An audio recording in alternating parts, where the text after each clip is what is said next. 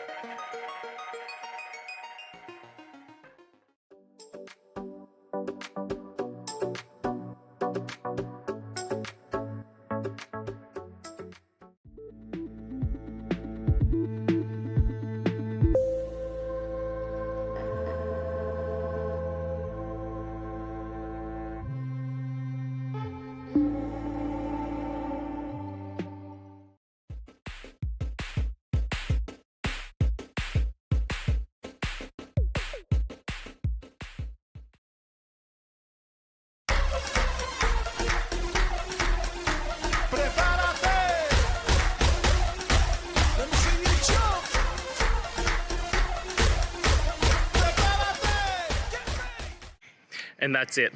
I hope that that's helped find the solution that you're looking for. And if it did, please, I'd appreciate it if you hit the subscribe button. Every time you hit it, it really helps. Now, I'll see you next time you need some technical help. And until then, have a good one.